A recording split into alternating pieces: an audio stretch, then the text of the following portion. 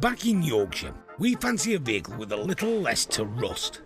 A bike, and something a little quirky, with a big backstory. We're in the army now, are we? What do you reckon? I reckon it's a big, heavy, over-engineered sort of piece of kit, really. That's what I reckon. It's just some bike, innit? The Moto Guzzi V50s were made to last, and this one is no different. At nearly 40 years old, it's got history, mostly in the Dutch military. There you go, you've got to leave it in army colours, haven't you? In which case, you've got very little to do, really, have you? 64,000 kilometres, look, it's not killed with miles, is it? New tyre on the front, new tyre on the back, look. And, yeah, a bit of an oil leak in here, maybe wants looking at. But generally speaking, you've got very little to do, have you? There's a pinhole in that exhaust, look. No, I think she's grand. Nah, never done anything for me. I'm sure they're a lovely bike, but no, not my cup of tea. But you take my advice, do not spend any money on it. Spend 250 quid, maximum. That way you only lose 250 quid. Wise words that we will no doubt ignore. But before we spend a penny, we need to know that this bike is genuine.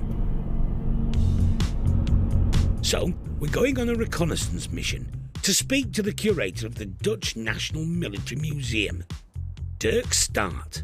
You've bought a quite famous Dutch motorbike, an army bike, no less, and the first Italian bike they ever bought, because before that it was British. It replaced the Triumph 3TA. They have a following in the Netherlands because it's a nice bike. Of course, the very typical V-shaped, the 90-degree V-shaped engine. The cylinders are going like this, and they make this nice wobble. This like Guzzi wobble, which is, I think, unique. It was the first one with alloy wheels, quite light, and it steers very comfortably. Yeah, nice one. And it's got some very Dutch stuff on it as well, because this was added by the Dutch. It was made by a factory in Breda, in the south of the Netherlands, called the Buffel. They had to make these, so they have to make more than 2,500 of these very sturdy cowhide panniers. And they still, as you can see, they still survive. What caught my eye immediately was this badge, which is the badge from Kokkel, the training command. And I think this specimen, this bike, was assigned to that unit as a dispatch bike. I don't think it was used for instruction, because they had separate units for that. And they used them in the Netherlands, of course, but also when they were going on maneuvers. And during the Cold War, the Dutch were responsible for defending the north of Germany, together with the British, in that sector. And that's why they trained as well. So I'm sure this one has been to Germany as well, at one point. Yeah, I think it's a very nice one. Now we know it's definitely authentic. We've taken our well-travelled, Italian-made, Dutch military motorbike to father and son team Bob and Adrian Dawson, just outside York. They know their classics inside out.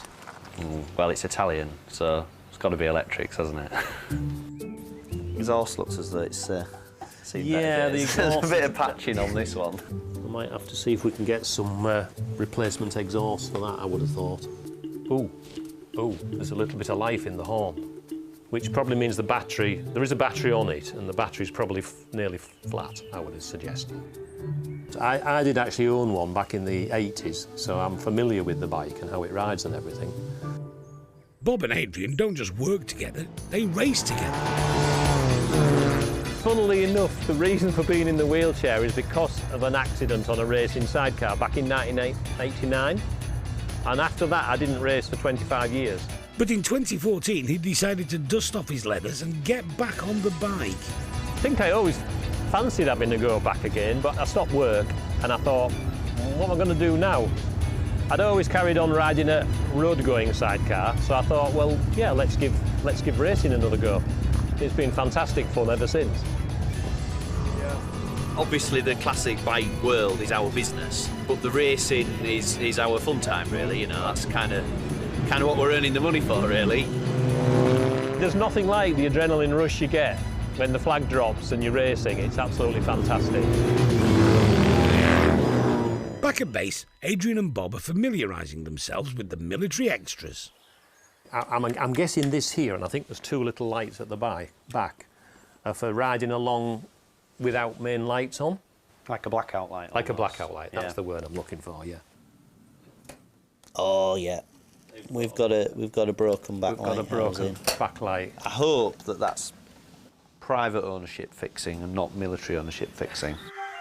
Time to give the battery a boost and see what those Italian electrics are up to. Okay, now well, that's good. I wonder if we've got indicators. Just Oh. Oh yes. That sounds like some sort of impending nuclear doom. I don't think that's a standard Moto Guzzi fitment. No. Just try the old brake lights. Brake line. Anything? No. Oh, we've got hazards, have we? Have we got 2 indicators going at the front? I've got 2 indicators going at the back. Yes. Oh, we've got like a fog light at the back here, the one that's hung off the pannier. Okay. But nothing on these little ones. I've not seen No. this come on yet. But actually all that is quite encouraging, really. Yeah. Well, stuff's working. So far, so good. The fuel tank is checked. It doesn't look rusty. Oil looks good. It looks nice and clean. It doesn't look bad, does it? The spark plugs are sparking. Yeah. Yeah, is it? Ooh. Time to turn the key. Heck. It does just seem to keep turning round, does this key? Oh. Great stuff. It's also an awful lot of keys. Oh, hang on. That did something then. That's gone in. Right. I'm pressing start. Have you got it turned on? Yep. Be sure? Yep.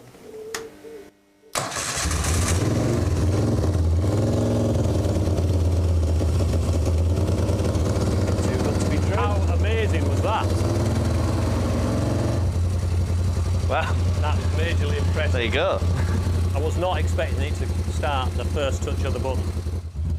Seems as though we might have hit gold.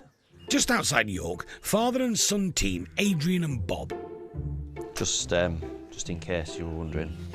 are stripping our 1985 ex-military Moto Guzzi V50. There's a big bit of wood in there. I think first thing's probably we've got a few little bits of electrics that weren't working, which are the military lights, so we just want to have a little look at that, which means taking the seat off and the tank off so we can trace the wires and see where they go, because we don't seem to be able to find a switch for them. I've got 4 fuses here, and they all look into... Ooh, that one's broken. Yeah, so we could pop the new battery on and just put a new fuse in and see if we get any... See if we get any joy with that one. So hopefully we'll put this in and turn it back on and find out what's been what it was feeding. Well, it isn't the best, let's put it that way. But I would say looking at these, considering they're essentially nearly 40 years old now, it's quite good. There's nothing really too horrible about it. Ready? Yeah. Just to check. Oh. Oh. Yeah, that front one's working. Oh, now there's something on. So we've got the big red fog light on. No, I haven't seen anything out of the little red ones yet. No, well I think they should come on when the little front one's on, probably. We maybe need to have a look at them in the dark. They might be really, really dim, and they might have been coming on and we couldn't see them, or the bulbs may have gone in them. Oh, Aha. Yeah, they are on after all. So they are coming on and off with the key. Very thick lens, so doing their job. Well, that's good. That's great news, isn't it? So it looks as though they are working, and we probably need to be in pitch dark conditions to be able to see any red light out of these 2 little blobs. All going well so far, but we think we're about to blow Derek's £250 budget, as on closer inspection, the back wheel had a bit of a kink. So it's been sent to Roy Thursby in County Durham for realignment. Roy is well known in the bike racing world for wheels and frame building. But Roy, this is a jig that you've built especially for this. Yeah, Everything that you use, you've had to make. that's right. Design, make, cut, weld. Oh, yes. Well bent. So it's not just bent, it's well bent. Not true. It's true that it's not well bent. No, it's true, it's not true. Hang on a minute, Roy, I'm lost now. No, if a wheel is running perfect, it is called running true. So if the wheel is bent and it's running out of true. So this is well out of true. On one side, yes. So what has happened here, the wheel rim has moved that way.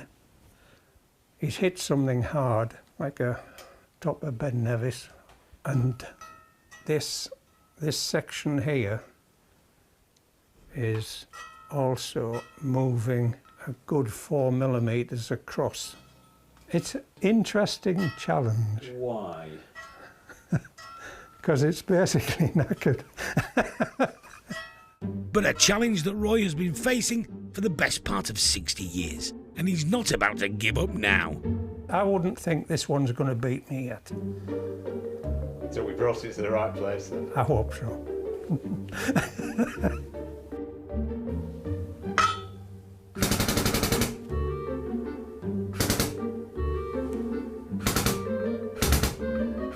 Roy is forcing it back into shape with a hydraulic cylinder jack. That's it, just about out. What? Sorry, what's out? The wheel's true. There was no cracks or creases or anything heard, and I've seen them worse than that, brand new from the factory. It was just as if it was saying to me, I want to go back straight. I'm not destined for the scrap heap yet. Any shape is okay as long as it's round. Unfortunately, our patched up silencers have seen too much action and are way past repair. With no second-hand ones available, we've sent them all the way down to Dorset for Darren McCartney to recreate. We've got to try and replicate this cone, and obviously we make the spinning up to go on the end. And obviously the internals are completely empty, so just try and work out what's going to go inside it. Using templates for the original silencers, the mild steel sheeting is scribed and cut. Obviously it's a pair, so I'll have to make 2 of them. Right, now I've scribed it, what I'm going to do is obviously put it into the guillotine, line up my scribed marks, and jump. This machine's older than I am. As long as you keep the blades oiled and sharpened, it just keeps going. The silencers are then trimmed and rolled.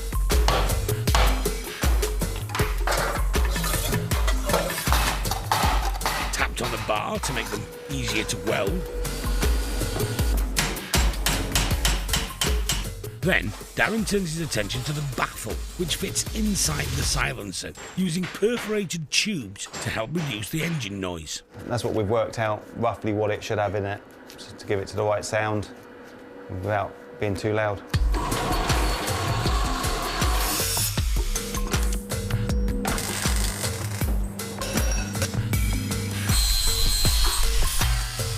And there it is, a Moto Guzzi Military replica. Oh. In North Yorkshire, father and son team Adrian and Bob are putting our Military Moto Guzzi V50 back together.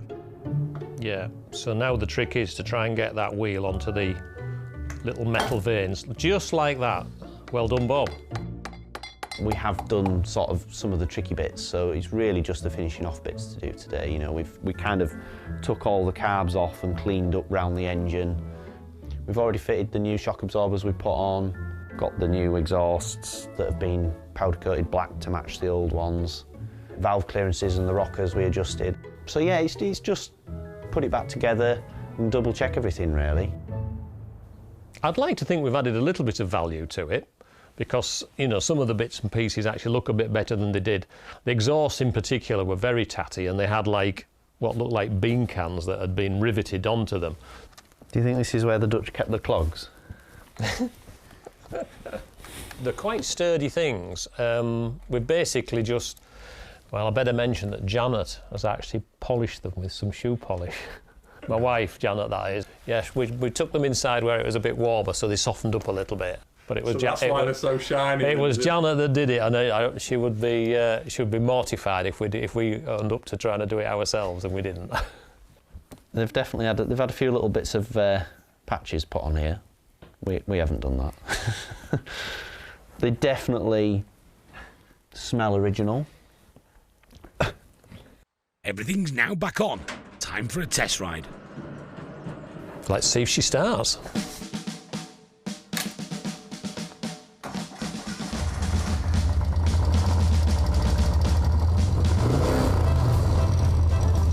Yeah, it's a little bit. I'm just wondering if the carbs just need a little bit of tweaking. I mean, it's revving up nicely though, isn't it? It's getting better as it warms up.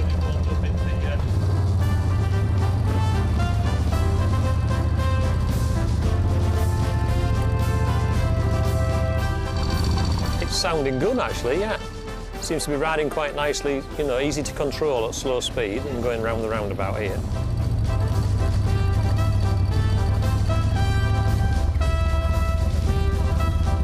Sounds really good. Yeah, it was good. It's all right. Bit peppier than I was expecting on the gravel. Well, it's like a tractor with two wheels. In a charming way, not in a horrible way. It'd make a really, really good bike for somebody, the next person that gets hold of it. Would you buy it? Yeah, definitely. For the right price, obviously.